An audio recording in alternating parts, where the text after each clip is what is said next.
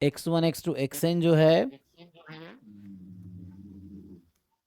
IID exponential theta है, यही ना, रेट थीटा है। तो यहाँ क्या कहना चाह रहे हो, ये है। अब तुम ये पूछ रहे हो कि एक्स एन अपॉन ये सफिशियंट है क्या, ये पूछ रहे हो? इन -1 तक, हाँ, n-1 तक। अच्छा n-1 तक, तो वही बात। अच्छा, ये सफिशियंट है क्या? तो सफिशियंट होने के लिए लगाओ वो वहां से फैक्टराइज। तो नहीं होगा सर, मतलब मैंने वहां से तो नहीं होगा कि अब जॉइंटली लिख सकते हैं कि एक जी थीटा एंड टी का फंक्शन, उस तरह से तो नहीं होगा, रुक जाओ। या फिर तो गिवन कंडीशन से भी नहीं आ रहा था। ये तो एंसेलरी टाइप का दिख रहा है मुझे। इसमें क्या होगा? हाँ, मतलब वही पूछना था कि सर इंसिलरी स्टैटिस्टिक्स के सफिशिएंट होता है। नहीं, ऐसा कोई रिजल्ट थोड़ी एंसिलरी में होता है कि इसके पास तो थीटा का डिस्ट्रीब्यूशन थीटा से फ्री हो गया खुद का, उसमें हाँ, कंडीशनल मतलब होता मैं है। चैट जीपीटी में देख रहा था कि बोल रहा है कि इंसिलरी स्टैटिस्टिक्स हो तो हम गारंटी दे सकते हैं वो कभी भी सफिशिएंट नहीं होगा। ये बस वेरीफाई करना था कि थ्योरम सही सही बोल रहा है ये। अच्छा, जैसे हम थीटा से अगर मल्टीप्लाई कर दें हम इसको, तो ये आपका आ जाएगा, ये आ गया है ना। तो ये एक्सपोनेंशियल 1 है और ऐसे ही एक्सपोनेंशियल का सम हो गया। तो distribution of this is independent of theta, this has distribution beta independent of second kind आ थीटा। जाएगा। हाँ, बीटा सेकंड काइंड आ जाएगा आपका। हाँ जो भी आ जाएगा उसमें थीटा नहीं आएगा। तो ये एक एस्टिमेटर है जो एंसिलरी है। और थ्योरम ये होता है, जैसे बसूस थ्योरम ये कहता है क्या, कि जो कंप्लीट सफिशिएंट है वो एंसिलरी से इंडिपेंडेंट होता है। इंडिपेंडेंट होता है, ऐसा तो नहीं कहता कि जो एंसिलरी है वो सफिशिएंट भी होगा। तो ऐसा कोई रिजल्ट नहीं है ना। और ये सफिशिएंट तो होगा नहीं, सफिशिएंट होता तो या तो फैक्टराइजेशन थ्योरम से आ जाता है, तो डेफिनेशन से आ जाएगा, डेफिनेशन से करके देख सकते हो। मुझे लगता है कि नहीं होगा सफिशिएंट, ठीक है ना। अब हाँ, क्वेश्चन ये है मुझे कि भी क्या लग रहा है कि कोई भी सर नहीं होगा। एंसिलरी सफिशिएंट नहीं होगा, है? मुझे भी लग रहा था नहीं होगा, पर सर बोल रहे थे मतलब ये हो जाएगा। और और मतलब सफिशिएंट होने और के एक लिए तो ऑप्शन। फुल इन्फॉर्मेशन होनी चाहिए ना, सफिशिएंट होने के लिए सफिशिएंट नहीं होगा। हाँ, तो और एक बार बोल दीजिए ना कि अगर टी है एक सफिशिएंट स्टैटिस्टिक्स, तो one dimensional for theta theta के लिए सफिशिएंट है। तो टी के साथ हम टू डायमेंशनल एनी एनी बना रहे हैं, थीटा कॉमा एनी स्टैटिस्टिक्स लीजिए तो वो भी सफिशिएंट हो जाएगा ना। क्या होगा फिर से, सफिशिएंट बना रहे हैं। T is sufficient for theta, one dimension के लिए, थीटा हम्म के लिए। हम्म आप टू डायमेंशन में हम इस तरह से बना रहे हैं या फिर इन डायमेंशन से इस तरह से बन रहे हैं, ई के साथ हम अलग अलग अलग स्टैटिस्टिक ले रहे हैं, तो वहां पर भी तो हम बोल सकते हैं ना कि H T cover the full information of theta, तो वो भी हो जाएगा आपका सफिशिएंट। नहीं नहीं, अलग अलग कैसे बना रहे हैं, इस तरह से कहना चाह रहे हो? नहीं नहीं, एक है सफिशिएंट, एक है सफिशिएंट। टी है सफिशिएंट। हाँ उसके साथ हाँ हाँ हाँ अच्छा, उसके टी साथ के साथ कॉमा। कोई नया एस्टिमेटर ले लिया, T1 टाइप का, ये कहना चाह रहे हो? हाँ हाँ हाँ हाँ सो अगर टी सफिशिएंट है और दो है, गिवन दिस टू, तो आई थिंक हो जाना चाहिए सफिशिएंट ये। लेकिन ये हाँ यहाँ हाँ, पे एक मतलब मुझे मिनट भी लग इस रहा था सर कि आए, मतलब ये हो जाएगा, क्योंकि मतलब लॉजिक ये दे रहा हूँ कि H T complete whole information ना और थीटा, तो टी कॉम टी वन भी तो होल इन्फॉर्मेशन से मतलब ज्यादा ही कवर कर रहा है ना। एक्सेस इन्फॉर्मेशन हो सकता है इसके पास, है ना। हाँ हाँ तो एक्सेस है तो कोई दिक्कत नहीं होना चाहिए। अच्छा,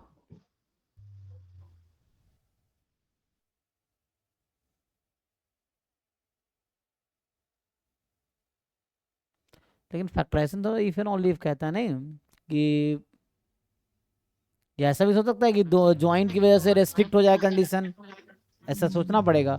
कि दो चीजें गिवन है तो इस वजह से हो सकता है इन्फॉर्मेशन कम हो जाए, ये भी हो सकता है। ऐसा तो नहीं होगा, मतलब सर यहाँ पर एक क्वेश्चन था, मतलब ये इसी क्वेश्चन में, पहले वाले क्वेश्चन में ये था कि टी लिया था, समेसन एक्स आई कॉमा एक्स वन ले लिया था, तो हम्म। वो सफिशिएंट क्या पूछ रहा था। अच्छा देखना, ऐसा सोचना पड़ेगा इसमें, क्योंकि अगर दोनों है तो ऐसा भी तो हो सकता है कि दो इक्वेशन की वजह से कंडीशन रेस्ट्रिक्ट हो जाए।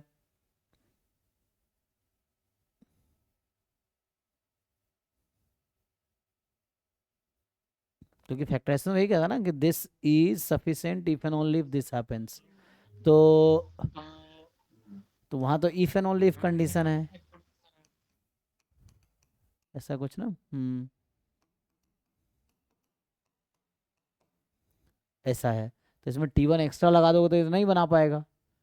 और डेफिनेशन से भी जाओगे तो वही है कि x1 x2 xn given this is sufficient. But हो सकता है दो चीजें गिवन है, sorry is free of theta है ना, इज फ्री ऑफ पैरामीटर। तो मुझे को ऐसी गारंटी नहीं है, ऐसा नहीं बोल सकता हमेशा सफिशिएंट ही होगा। जैसे एग्जांपल के लिए कोई नॉर्मल नॉर्मल ले लो, कि जैसे x1 x2 xn तुम्हारा नॉर्मल थीटा कॉमा 1 है, तो यहाँ पे x बार तो आता है तुम्हारा सफिशिएंट, बट क्वेश्चन है x bar comma x1 sufficient होगा। यहाँ पर हो जाएगा, मतलब डेफिनेशन से आ जाएगा। अच्छा डेफिनेशन से आ जाएगा, या फैक्टराइजेशन थ्योरम से ही बना पाओगे शायद, तो मुझे लगता है जो बना पाओगे। फैक्टराइजेशन से नहीं हो रहा था सर, हाँ फैक्टराइजेशन से नहीं हो रहा था, नहीं नहीं पर होगा, क्यों नहीं डेफिनेशन होगा, से हो जा रहा है। फैक्टराइजेशन से भी हो जाएगा। 1/√2 पाई है ना, इसके पावर n, फिर e की पावर, ये है ना। अच्छा तो यहाँ हम नॉर्मल थीटा 1 ले रखे हैं, तो थीटा 1 ले रखा है मैंने, तो ठीक है, तो यहाँ से आ जाएगा दिस। तो इसको खोलो, a-b होल स्क्वायर में क्यों नहीं आ जाएगा, आ जाएगा, ये बन जाएगा। यहाँ भी x1 को अलग रख लो, e की पावर माइनस हाँ, हाफ। x1 का अलग रखेंगे तो आपका वहां पर भी आपका x1 का मतलब नहीं होगा ना, वहां पर भी तो x1 ऐड नहीं होगा। बाकी को हम अलग कर देंगे, जैसे यहाँ पे a² होगा, हाँ, तो वहां पर भी आपका x2 से स्टार्ट होगा, x1 आएगा comma x2 plus x3 plus dot dot xn तक आएगा। तो उसको इधर एच एक्स में ले आएंगे उसको, बाकी को। हाँ, तो मैं मतलब वो वहां पर तो डाउट नहीं है कि x1 comma x2 plus x3 plus dot dot xn ये तो सफिशिएंट होगा, यहाँ पर प्रॉब्लम नहीं है। पर मतलब मेरा मेरा जो मेन डाउट है ना, कि हम अगर एक्स्ट्रा और एक ले रहे हैं, जैसे x1 plus x2 dot dot xn ये तो हो गया, उसके हम्म साथ हम अगर x1 एक्स्ट्रा कर रहे हैं तो। नहीं मुझे लगता है ऐसा जरूरी नहीं है, आई थिंक जरूरी नहीं कि सफिशिएंट होगा। इट इज ऐसा कोई कंडीशन नहीं है डायरेक्टली कि सफिशिएंट होगा ही।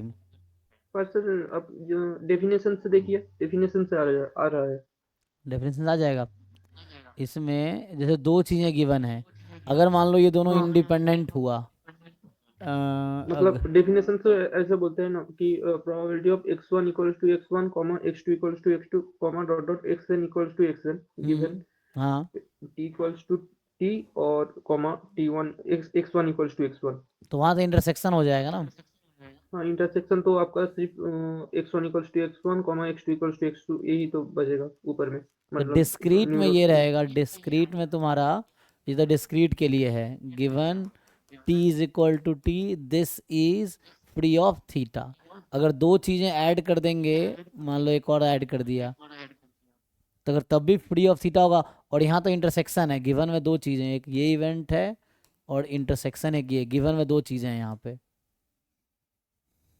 हम्म जैसे कहने का मतलब ये है कि अगर कहीं ऐसा है, probability of C given A free of theta है, तो क्या C given A intersection B भी फ्री ऑफ थीटा होगा। दो चीज़ें गिवन है ना तुम्हें, तो ऐसा कुछ कहना चाह रहे हैं। बताओ इसे गारंटी है, अगर मान लो बोले कि ये प्रोबेबिलिटी फ्री ऑफ थीटा आएगी, तो क्या ये प्रोबेबिलिटी भी फ्री ऑफ थीटा आएगी। यहाँ तो कंडीशन और रेस्ट्रिक्ट हो गया दो, अच्छा, मतलब अच्छा अगर a को बड़ा होना पड़ेगा तभी होगा। है ना। तो उस तरह से चीज़ें हैं, तो यहाँ पहले सिर्फ ए था और दो चीज़ें दे दिया, तो ए इंटरसेक्शन बी हो गया, यहाँ पे ऐसा हो गया। मतलब a को सर सुपर सेट होना पड़ेगा हाँ तभी हम तब बोल जाके सकते कुछ हैं। ऐसा कुछ हो सकता है, हाँ। तो उस केस में वो तुम्हें देखना पड़ेगा। तो इन जनरल कोई ऐसा मतलब ऐसा क्वेश्चन कोई आया भी नहीं है पीवाई क्यूज में, तो इन जनरल ऐसा कोई रिजल्ट है नहीं। हाँ ठीक है ना। मतलब इसी क्वेश्चन में ना जो पहले वाला था एक्सपोनेंशियल वाला, हम्म। यहाँ पर बोल रहा था कि समेशन एक्स आई कॉमा एक्स वन ये क्या सफिशिएंट होगा क्या नहीं। तो एक्स आई कॉमा एक्स वन देखो सफिशिएंट होगा। मतलब फैक्टराइजेशन से तो नहीं बना बराबर सर, डेफिनेशन से आता रहा है, पर वही सर ने बोला कि वो नहीं होगा, तो आपसे एक बार कंफर्म करने को बोला है। हम्म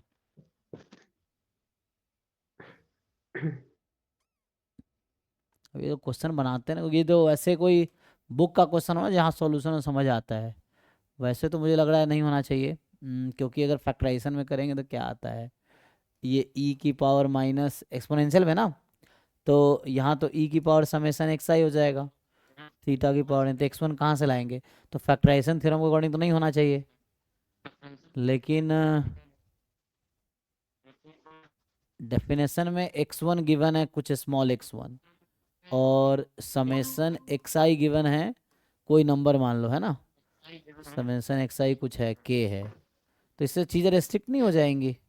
यहाँ पे तुम्हें इसकी फिक्स वैल्यू दे रखी है, तो यहाँ एक्स वन से लेके एक्स एन तक के माइनस एक्स वन हो जाएगा।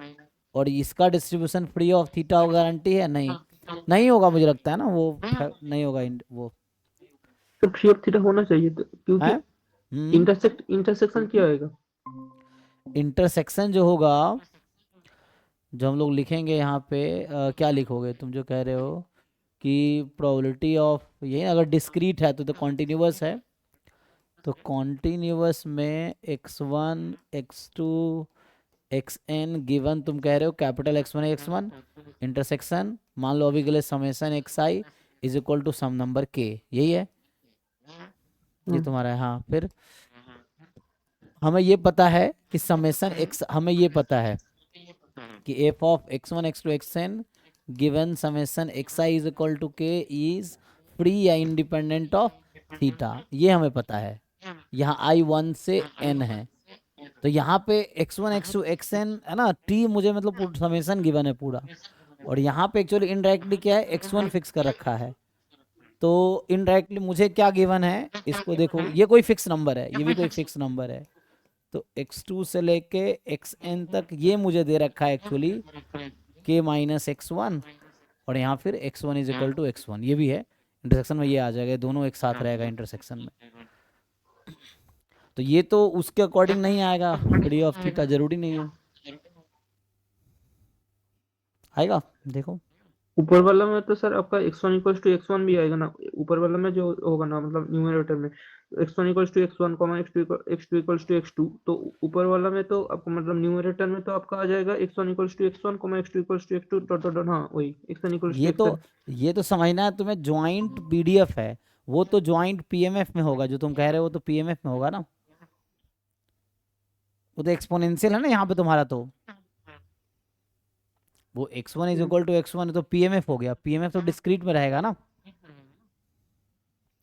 एक्सपोनेंशियल तो कॉन्टिन्यूअस रैंडम वेरिएबल है। तो ये लिखने का क्या तो मतलब है, नहीं बोल यहाँ पे सकते। यहाँ पे ऐसा थोड़ी लिखेंगे, ये लिखना ठीक थोड़ी। अब तुम exponential x exponential random variable है, तो बताओ ये प्रोबेबिलिटी क्या होगी। जीरो। तो फिर क्या मतलब है लिखने का, ये डिस्क्रीट थोड़ी है, तो कॉन्टिन्यूअस है, तो पीडीएफ के थ्रू काम करना पड़ेगा, तो ये कंडीशनल पीडीएफ निकालना पड़ेगा यहाँ पे।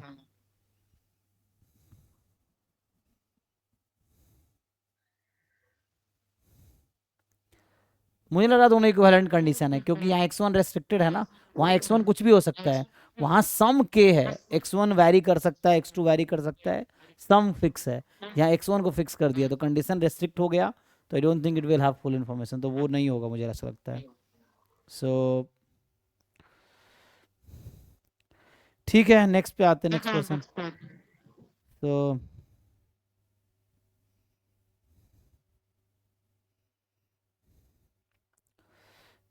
हाँ जी, आई थिंक अदिति का एक क्वेश्चन रह गया था ना, फिर आते हैं इनके क्वेश्चन पे। तो आपका क्या था उसमें जी, दूसरे वाले में एक्स वाई है random variable with joint PDF दे रखा है, तो पूछ रहा है कि ये बताओ एक्स वाई पॉजिटिव है। अच्छा, तो